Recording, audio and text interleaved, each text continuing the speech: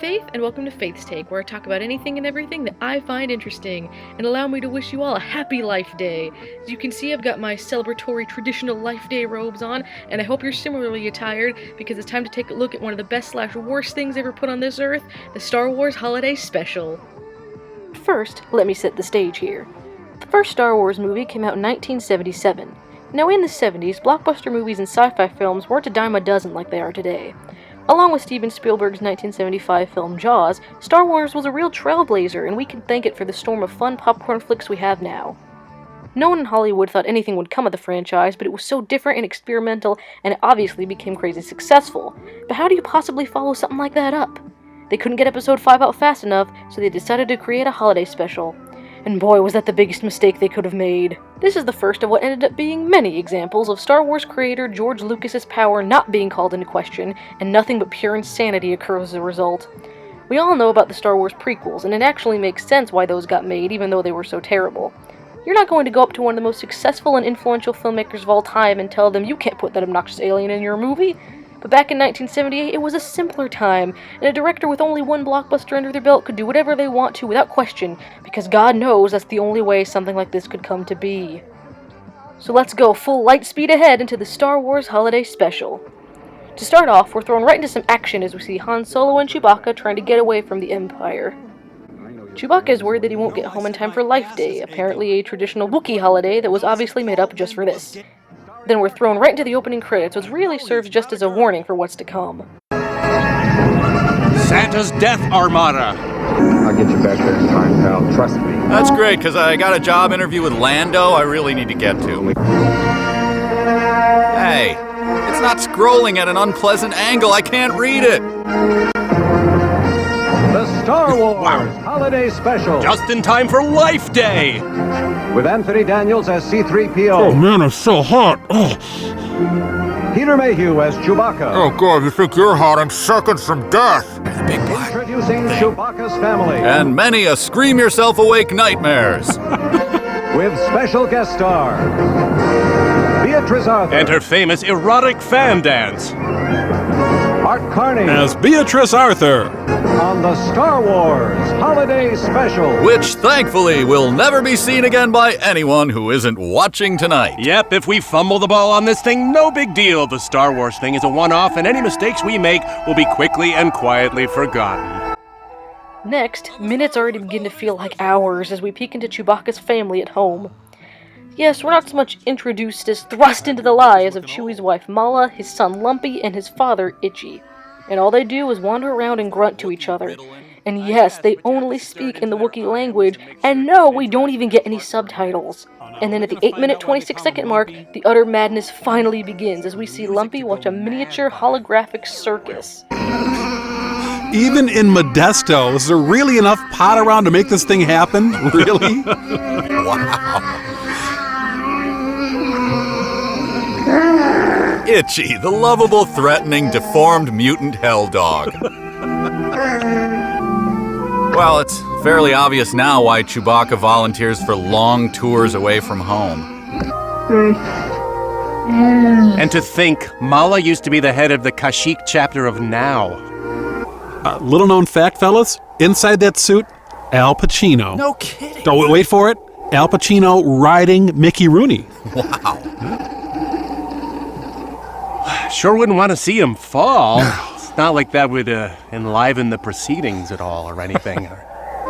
Guys, I have a great idea for a show. You dress up a couple of people in animal costumes, go. and then they just kind of walk around and... Yeah. Look, I haven't figured it all out yet, so just lay off. Oh.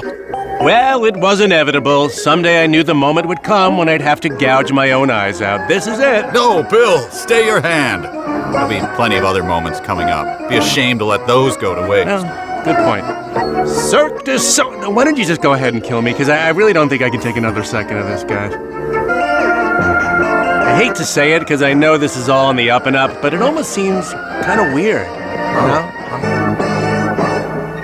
There's murder in his eyes. I like where this is headed.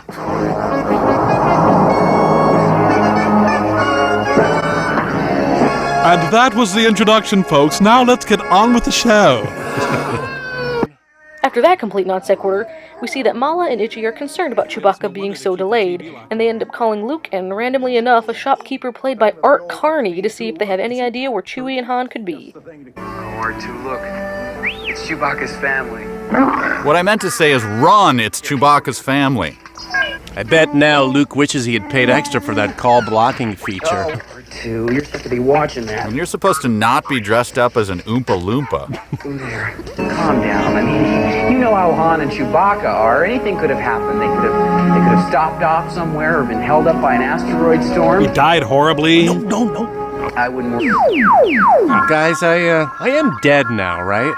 That's the only thing that could possibly explain what I'm seeing right now. I've died, and I'm in some sort of otherworldly realm, or I know, I'm dying, and this is an effect of the last molecules of oxygen leaving my brain. That's it, isn't it? Yeah, you're dying. Let me tell you this, I really love this. You wouldn't happen to have a nice, moderately priced explanation for just what in the name of hell is going on, would you? A pocket-sized aquarium. Wonderful, isn't it? You know, wonderful, judging by rather loose 1978 standards. And you could take it with you anywhere. And the tank is a snap to clean. I hate fish. Well, so do I, as a matter of fact. I take a drink once in a while. You know improving. Stick to the nonsensical script. You're wondering when that shaggy carpet you ordered will arrive at your home. Or are you waiting on a big shipment of Lucas humor? You know, it was made especially for you by a little old woman 4 planets away. Oh, Ed Norton. Did it all by solo. I suppose punching Art Carney right now is not possible. He died in 2003. Oh, that's too bad. I wanted to punch him, kind of wake him back up. There, Bill. We all want to punch Art Carney. I don't like embarrassing people. Shaming myself, no problem. I like being embarrassed myself. That's why I don't like to embarrass people. I just said that. Academy Award winner Art Carney, ladies and gentlemen. That brings us to our first commercial break. Yes, this special comes complete with the 1978 commercials that originally aired with it. And of course, Mike, Kevin, and Bill take a hilarious crack at all of them. Yeah. Thank you, because I had completely forgotten what we were watching. My job is to replace any absentees. I'm here, there, all over the planet. So if they're sick, this guy just steals their jobs? Man, their union just ain't getting it done for them. Well, I go looking for General Motors car. A gentle piece of carpet? Didn't catch. I'm not.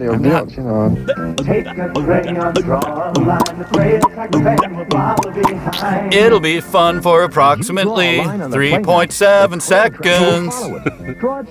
Next, after watching Harvey Korman completely degrade himself, Art Carney visits the Wookiees with Life Day presents. The most interesting, and by interesting I mean disturbing, gift that he brings is for Itchy, and it can only be described as a virtual reality porn machine. Hello. I'm going to be using the tenderest cut of the bantha, the loin. You know, sure, this makes me want to drive a masonry chisel into my kneecap, but on the bright side, at least it's not Rachel Ray. Has a hearty appetite, sprig of celery, And then go ahead and dump all of your dignity right into the pot. just a little whisper of Chelto. A Whisper of Chelcho. Tonight on the Lifetime Television Network. Guess what I forgot? To turn this roll down? Wonderful, just adds that touch of piquancy. That touch of piquancy tonight on the Lifetime Television Network. So, Wookiees prefer English language cooking shows? They don't speak a word of it, but prefer them far and away over Wookiee programming. I am in your mind as you create me. Oh, yes. Please, not on Life Day. I can feel my creation. Come on, we're just about to go to church. I am your fantasy. Interspecies sex fantasies just in time for the holidays. Thanks, George Lucas. A Tony Award, an Academy Award nomination, an Emmy nomination, 3 Daytime Emmy nominations, a Golden Globe. And now she is servicing a Wookiee. This is just sad. This minute now. My uncle gave me a holographic fantasy of my favorite singer, but having Meatloaf do a seductive dance for me wasn't all that great, I gotta tell you. We're watching her final performance before being committed to an insane asylum for the rest of her natural life. Wow. Yeah, pretty neat effect, huh? No, I just found a starburst in my pocket that I didn't know I had. Wow! Yeah, I know. Wow. So, after whatever unholy abomination against God we just witnessed, we're given a cliffhanger and the first real conflict in this whole dang thing when stormtroopers come to the Wookiee's door and we're hit with another commercial break.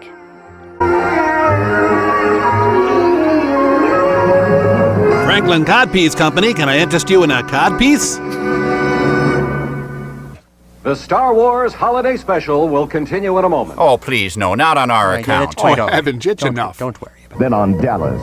I'm pregnant. Genie! It all starts Sunday evening at 7, 6 Central and Mountain. Boy, that 60-minute show will never last. Yeah. It has a lot of things for a cold that can relieve nasal and sinus congestion, sneezing, aches, Flat plastic hair. fever. Well, when you are body, I love this tune.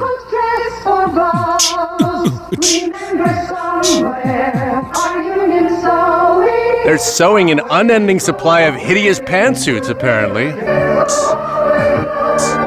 Tootsie! Ah.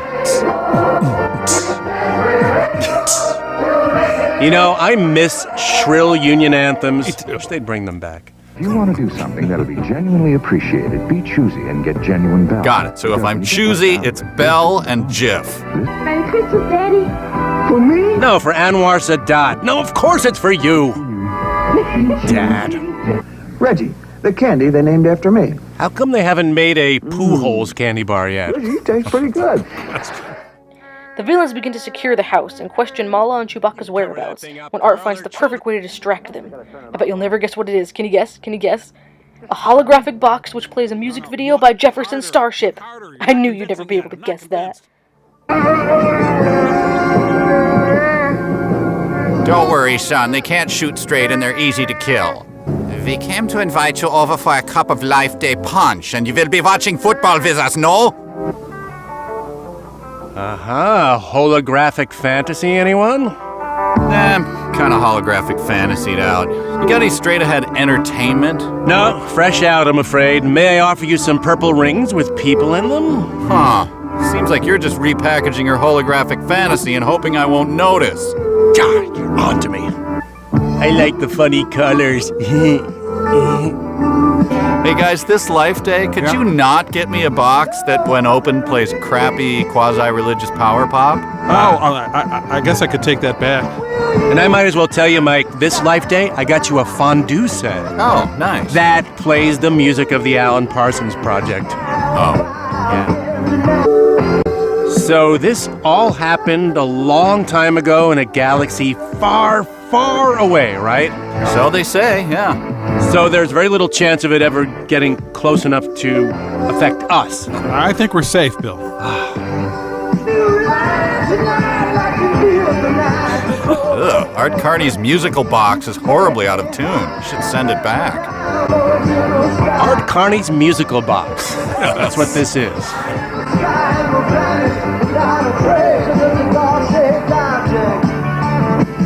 Yeah, no one's ever made it through the whole song before. Well, if the secret police ever bust into my house and threaten my family, remind me to placate them with a 5-minute Jefferson Starship song. Seems like it works wonders. If that wasn't enough of a time-fillery distraction for you, Ma then comforts Lumpy by putting on a Star Wars cartoon. A cartoon that stars his own father and friends, and much like everything else in the special, we're not supposed to act like anything about this is surreal at all. The best part about this bit, aside from the ridiculous commercials that break it up, is the fact that this is where the character of Boba Fett originally premiered. Not in Episode 5, not in a comic, or any part of the written extended universe, not even toys, but this terribly ugly cartoon during the Star Wars Holiday Special. Come in, Falcon. It's Chewie, but where's Han? That's him hanging upside down. It appears Chewbacca must have gutted him like a fish. I'm going after them. Luke, take R2 with you. Dump him in the East River. What'd he say? If something has happened to Captain Solo and Chewbacca is alone, you will need me to interpret. And to mix Cosmos and pick out his ties. Plus, we need to dish over that outfit that Jan had on yesterday. What was that? We're following Han and Chewie. They're doing a Gilbert Sullivan number, and then we're on. What is it, Mr. Luke? I'm not sure. Check Wikipedia to see. I am Boba Fett. Do you need to go on a forum and enthuse about me for several hours? I understand. They are here. I take it you have no love of the Empire. I don't. It never writes. Did R2 say that? Words to that effect. He actually said, I find Boba Fett's popularity as inexplicable as Nickelback's. R2 says it's some kind of sleeping virus that only affects humans. It's called a Ken Burns documentary. We had no idea of his real plan. Which is no small feat considering how transparent he was making his evilness. The Star Wars Holiday Special will continue in a moment. But without me, I know a sinking ship when I see one. We are super critical on that line. We'll knock down engines for a bad paint job, and that's no jive, man. General Motors, 50% less jive than those turkeys at Ford. James Rock, Quality Control Inspector. This is who we are and what we do at General Motors. Do you cut your own hair at General Motors? Millions found out that Pillsbury Plus Yellow Cake with pudding in the mix tastes deliciously moister than Duncan Hines Deluxe 2 Yellow Cake. Which is disgustingly pudding-free. Hungry Jack, they gobble them down and the plate comes The refrigerated dough center really gets your mouth watering. Good evening. From CBS News, this is Newsbreak. My sweater has a huge neck. Also hard hit parts of Michigan and Wisconsin. This just in, Christmas has been canceled due to sadness caused by the Star Wars Holiday Special. I'm Marlene Sanders, CBS News, New York. More news later. No, what's a 5-letter word for inept sci-fi director? Hey, go! The Wild Geese. The prequel to The Wild Geese Holiday Special. The Wild Geese. As generic as they come. Now that you've got their trust, Their truss? I have the serum. We must leave quickly, friend. This cartoon blows. Do you not agree, friend? I beg to differ, friend. I find the dialogue scintillating and the animation stylized. I sense sarcasm in your voice, friend. Indeed, you are correct, friend. Friend. Friend. What happened? I don't know. Well, somebody must know something. Han, all the blood drained to your chin! We'll meet again, friend. Now, if you'll excuse me, I have a tea time with a Rocketeer. Chewbacca suspected all along there was something bad about Boba. How did you know, Chewie? And why did you keep your hairy mouth shut? As the cartoon ends, the baddies inexplicably trash Lumpy's bedroom just to send him upstairs to clean it up again. But like most kids cleaning their rooms, Lumpy's easily distracted and begins playing with another one of his toys. This time we get to see Harvey Korman degrade himself in a totally different way. Instead of being completely over the top, he's just completely boring. Come on, Lumpy OCD'd for hours to get this room just the way he likes it. Go clean up your room. Cower before Darth Babysitter. One of these things is not like the other. I am your father. Let the hate flow through you. Go clean up your room. A feeling of sadness and loss all too familiar to those of us who sat through Who's Your Caddy? Yes. Well, I've cleaned several square inches. Time for a break. I didn't know Lumpy was a woman. He's not. Well, then why is he watching the directions? Now, let's get started, shall we? If I know George Lucas, he's gonna quit while he's ahead with this bit. Yeah, he does tend to leave you wanting more. Yeah. 20 years later, this role would have gone to Jar Jar Binks. Try not to rip it open, because it makes a very handy storage case for your tools until you need them again. Pardon me, just gonna have a stroke here and... Okay, there, where were we? Did David Lynch guest direct this segment? Or? Must suppress dignity. Remember, watch me closely. No, don't do it. He'll eat your soul. And we'll assemble our mini transmitters together. Let us work slowly or methodically. So did Lucas have some tapes of Harvey Korman partying with Bob Crane? I mean, there's no other explanation for this. I think he's doing his impression of Star Wars fans' expectations. Yep, slowly deflating. Kid says yippee, keep going. Yoda fight props him up briefly, but the weight of Hayden's performance is too much to bear, and they all come crashing down. And of course, there's the final blow to Star Wars fans' expectations. No! Do not want. After another merciful commercial break, we're treated to what has got to be my favorite scene in this whole special. A musical number in a cantina on Tatooine that's sung by none other than B. Arthur. This whole scene is just hilariously amazing. First off, it's just cool seeing the cantina again. Secondly, we have B. Arthur tending bar, which is funny enough, but on top of that we have Harvey Korman's third role in this whole thing. Thirdly, we have some absolutely top-notch riffs from our guys. And fourth, it's a musical number sung by B. Arthur in a Star Wars holiday special. Yippee. Oh. This is Tobor. You want Tobor. If your parents love you, they will buy you Tobor. He's not included. He's under your control. Yes, that's exactly what Tobor wants you to think. Telesonic Tobor is robot spelled backwards. Tobor, the telesonic robot from Shopper. Shopper is by Tobor spelled backwards. This country may be in danger. We could be losing something we can't afford to lose. The battle of the network starts. Do it right, or don't do it at all. I bet this guy gets invited to a lot of parties. To some, it means quick death of the standards we have built. Some are fighting this threat. He's angry. Whirlpool Corporation believes in one simple idea. Extreme melodrama. Then indeed we are the endangered species. Also, your neighbor could be a commie. Why not sift through his garbage for evidence? Well, what do you know? It's not every day you see the stupidest thing you've ever seen. What you said is not as important as what you meant. No? What did I mean? I decided what you meant was exactly the thing I needed to hear. I believe John Hinckley wrote that to Jodie Foster. A man can live as long as I have, through all the ups and downs. Ups? When he thinks it's all over, Doubt it. someone can... Just one more round, friend. Oh dear. Yes. Then homeward bound, friend. Lotta Lenya? The nights get shorter, it seems. Nothing about this scene seems short. Just one more rhyme, friend. Yes, it's a crime, friend. Friend. No, come to think of it, the aliens in this might actually have the right idea. Give me just a second.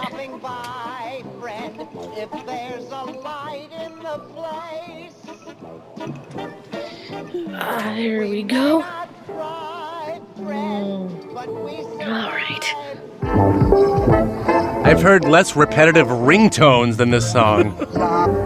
I am B. Arthur. I am B. Arthur. And I played Dorothy Zbornak. So, after this aired, the deep shame and public mockery from the whole ordeal forced George Lucas underground, and his creation Star Wars was never heard from again, right? Actually went on to shatter records for money made and has more devotees than many major religions. Ooh, Mike, that inconsistency caused a logical wormhole that broke Kevin's mic. Ah, good thing I brought a spare. Damn. Good night. And one more time. Now it's good. There's no way anything can compare to what we've just seen, but let's press on and finish this sucker. After more 1970s cheese, outside of the cheese we're actually watching, Chewie and Han finally make it home. Serendipitously enough, most of the bad guys have already left, presumably to go find an even more efficient way to waste the Empire's time and resources, but they've left one stormtrooper behind to take care of any problems. But he's easily defeated, being a stormtrooper and all, and Han embraces the Life Day spirit by letting the guy fall 1,000 feet to his death. You like my hairy in-law?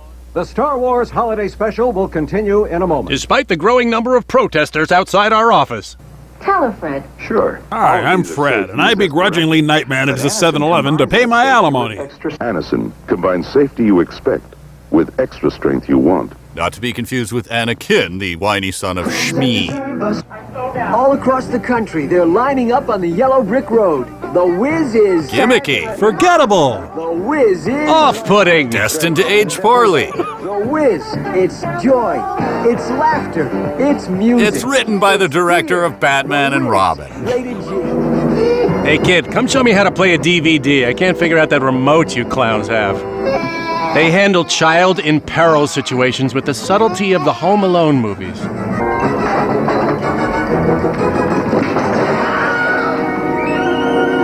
This moment brought to you by the Wilhelm Scream. If that lands on the guy's body, it'll be the first thing that gun ever hit. Don't worry, Lumpy. Stormtroopers don't have souls. It's okay, everybody. He's gone. How are you? Han and Chewie, it's a Life Day miracle. Come on, I'm just teasing. Yeah, you'll miss my dickiness in the prequels. Chewie, check and see if the coast is clear, will you? And I'll help you scrape the stormtrooper off your Camaro. After that cheerful scene and a painfully drawn-out farewell from Mark Carney, Chewbacca's family finally begins their Life Day celebration. We, the humble viewing public, are treated to a first-hand look at all of the sacred traditions all the Wookiees hold so dear. like holding snow globes, wearing red cloaks, and walking straight into a star to have their celebration, which seems to consist of a lot of standing around and listening to Princess Leia sing a classic Life Day hymn, and they end their exciting and holy holiday by sitting around their dining table with their cosmic magic 8 balls. And that's it. Yep.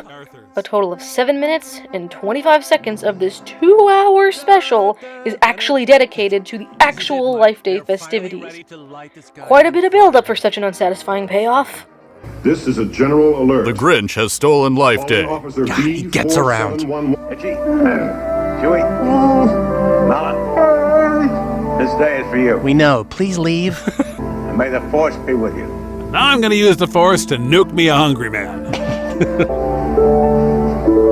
Oh, so Chewbacca was in such a big hurry to get back to his treehouse and silently fondle a Fabergé egg? You know, if you think about it, Life Day may look silly, but is it really any different from how we spend our holidays? Aren't the basics pretty much the same? Getting together with family, eating delicious food, singing some songs, being part of a shared tradition. No, Life Day is way stupider than anything we do. No comparison. Okay, I'll buy that. So no. I see a little silhouette of a man. Scaramouche, can you do the fun day and go? This has got to be how the Heaven's Gate crowd envision their final moments going down. And we're certainly glad that we were alive to celebrate it.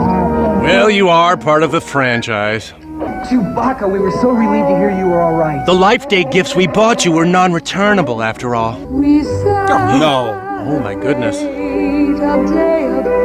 You're so coked up.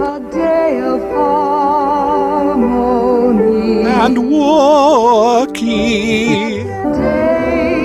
For some reason, I could go for a 1,400 calorie Cinnabon right now. To mouth kiss our siblings with impunity.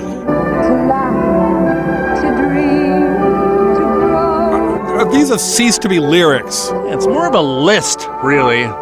Ladies and gentlemen, Chewbacca's lifeless stare.